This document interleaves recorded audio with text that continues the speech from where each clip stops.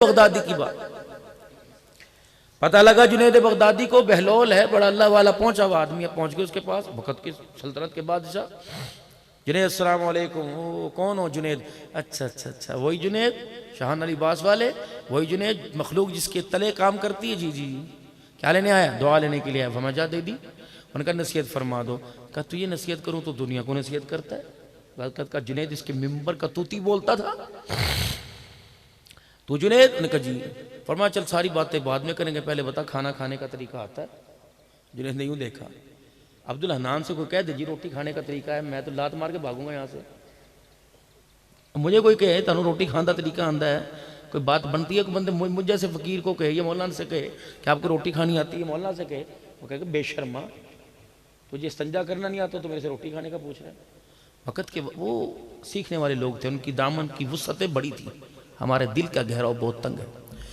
تو کہنے لگا جنید روٹی کھانے کا طریقہ آتا ہے؟ جنید حضرت بہلول کا منہ دیکھنا ایسے. کہا جی ہاں یہ تو مجھے آتا ہے. کہا کیا طریقہ ہے؟ کہا ہاتھ دھو کے کھانا، سنت کے مطابق بیٹھنا، ٹانگ بچھا کے ٹانگ اٹھا کے دونوں ٹانگیں کھڑی کر کے اور بسم اللہ پڑھ کے کھانا، اپنے آگے سے کھانا، پہلے پانی پینا بعد میں نہیں پینا، ایک حصہ روٹی چھوڑ کے کھانا. اور یہ سارے نظام بتایا. کھانے کے بعد دعا، مہمان شامل اس کا اکرام کرنا. آپ نے لٹ اٹھا گا چل دوڑ یہاں سے. بڑا خطیب بنا پھرتا ہے جسے روٹی کھانے کا طریقہ نہیں آتا، وہ امت کی اصلاح کرنے کے چکر میں لگ گیا. جنید کا رنگ اڑ گیا، بہلول آگے آگے پیچھے پیچھے. حضرت بات کیا ہوا؟ کہا بھئی نہیں آتا تو بتا دو. فرمائی یہ تو روٹی کی سارے آداب اور سنتیں ہیں جو تو نے بتلائی.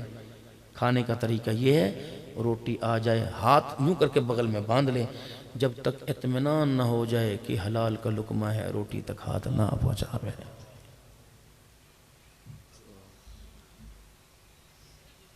یہاں تو میرے چاند پتہ نہیں اندر کیا کیا جا رہا ہے.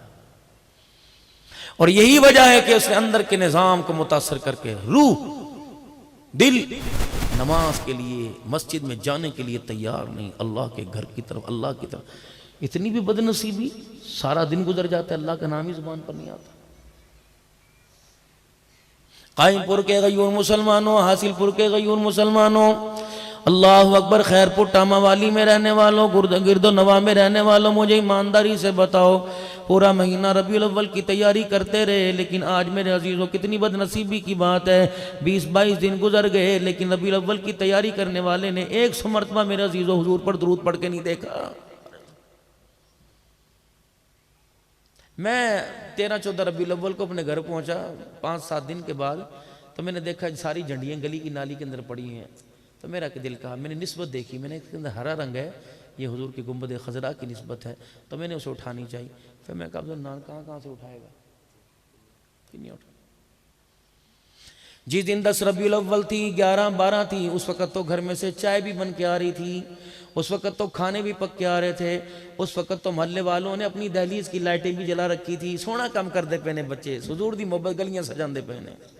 اچھا ہے کرو، ہم بھی کریں، ہم اپنی مسجدیں سجائیں گے.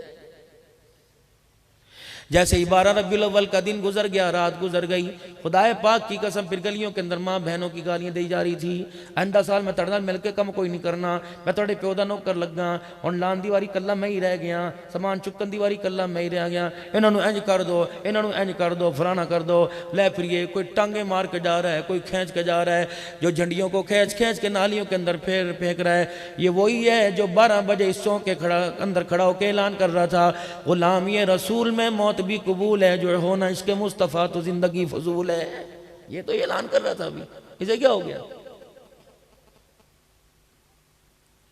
جلوس میں جاؤ اچھی بات ہے، حضور کا میلاد مناؤ اچھی بات ہے، لیکن میرے عزیزو اچھی بات یہ بھی ہے 24 گھنٹے حضور کی محبت کا نعرہ لگاتے رہے، رب اکبر کی قسم آواز یہ بھی دیتے رہے، سونا آیا تے سج گئے گلیاں تے بازار، محمد ہمارے بڑی شان والے، تاج و تخت ختم نبوت زندہ باد. اللہ اکبر. پورا میرے عزیزو خیر پور ٹاما والی کا چکر لگایا. ظہر کی نماز کے وقت کتنی مسجدوں کے پاس سے گزرا، عصر کی نماز کے وقت کتنی مسجدوں کے پاس سے گزرا، مغرب میرے عزیزو ختم نبوت چوک میں کھڑے ہو کے تقریر کی، لیکن ختم نبوت چوک کے اندر کھڑے ہو کر حضور کی اللہ کی محبت کا اتنا احساس بھی نہ ہوا کہ وضو کر کے آکے خدا کے آگے نماز پڑھ کے چلا جائے، جھک کے چلا جائے۔ ایمانداری سے بتاؤ 12 ربیع الاول کے دن بھی جسے نماز سجدے کا احساس نہ ہوا، اسے عام دنوں کے اندر احساس کیسے ہوگا؟ یہ غلامی ہے۔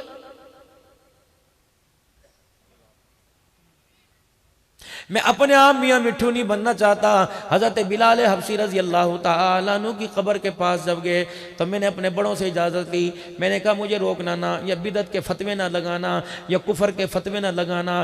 میں اپنے باپ کی قبر پہ نہیں کھڑا، محمد کے بلال کی قبر کے اوپر پاس کھڑا ہوں۔